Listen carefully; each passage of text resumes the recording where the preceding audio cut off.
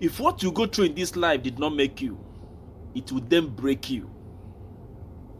Do not allow the situations you go through while growing up to pin you down, and you end up giving excuses that you have nobody to take care of you, this, that. No. Try to find strength in your weakness. Don't believe in nonsense. If there's any nonsense in your way, take away the none, preserve it somewhere, and make use of the sense at that moment. That which you call nonsense today will make sense tomorrow. In next junction, that nonsense will be the sense you will apply to scale through. See, that you are a hawker in the street is not the end of your life. Many successful persons today, mostly in the world of football, trace their history. They came from nowhere. In their life, nothing was surely promised, but they find strength and they push on. Kelechi Iheanacho never thought that he would make it this big. He wasn't having the support. Look at Mani, look at Messi, and today, now the story of Osimhen. I want you to listen to this young man and find strength in his revelations. Find strength. Do not allow your back to remain down when situation throw you down. If you are being cast down, find a strength from anywhere to come up. Don't allow your back to remain on the ground. They said, tough time never lasts, but tough people do. Make yourself tough. You will surely scale through. Watch this very news of this very young man.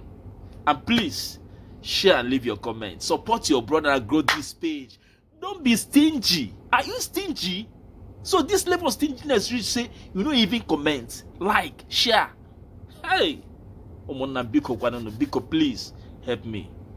With the most expensive African player of all time in our team. 80 million he went for last summer. And yeah, just to give you a backstory, this is a boy who's been working unbelievably hard. I'm so proud of him, even to be part of his team. And yeah, I want to give you a bit more background and let him tell his own story. So here we've got Victor Osimhen, the Napoli star. How are you, bro? I'm good. Yeah, man. So I just wanted to ask you, so obviously tell us about your transfer last year, being the most expensive African player of all time. How did that feel? Feels good. It just started like a dream, you know, boyhood dream from the slum. Just wanting to become a professional player, inspired by a lot of great legends like Didier Drogba, Odion Ighalo, Mikel Obi, and the rest. And I feel like to be able to achieve this feast is one of my biggest achievements in life, and I'm really grateful to God for that. Yeah, man, and you're just getting started. So obviously, to give you guys a backlog of the story, so Vic, when I met him, I think the first time we really spent time together was in the AFCON in 2019.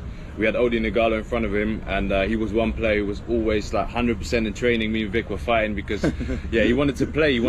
And I remember Odion saying to him, you know, take your time. You're going to get your chance. And yeah, now we're 2 years later, and the development he's made has been unbelievable. Yeah, I can't be more proud of him, and just of his story as well. Because you were in Lagos 7 years ago, selling water in traffic. This is a true story, no? Of course, it's true. It's a true story. So yeah. Tragedy. I'll let you talk about it yourself. So talk about it. How has that been with your sister, your brother? How you were brought up here in Lagos? Talk to us about that. You know, I think most people familiar when I say this because the country even worse than mine, and where I grew up is nothing is promised there because you have to, whatsoever you want to get, you have to work so hard for it.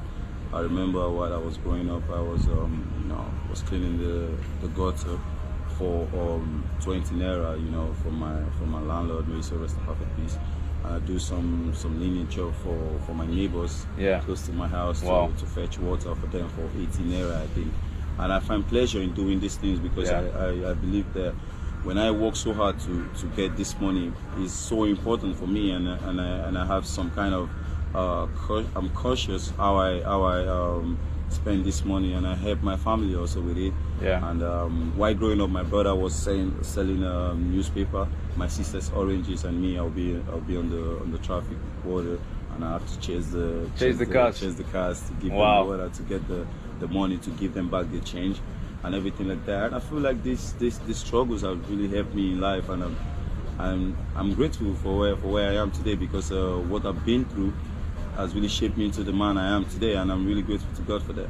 Yeah, that's an amazing story, because anyone who's been in Lagos and you see the kids in traffic, and obviously everybody has a story, but this story from where you come from the gutter to to glory and just getting started now. 22. Yeah. 22 is going to be 23 in December, and yeah, he's got the whole world at his feet. So I'm so proud to have this guy in my team. I think he's going to score so many goals. If anybody needs to know, we've got Big Paul pointing at you, we've got Victor, we've got so many players, Kelechi players that can score goals for us, and yeah, the future for Nigerian football is so bright. But I just wanted to share his story with you guys because it's inspirational, and like I said, I couldn't be more proud of him.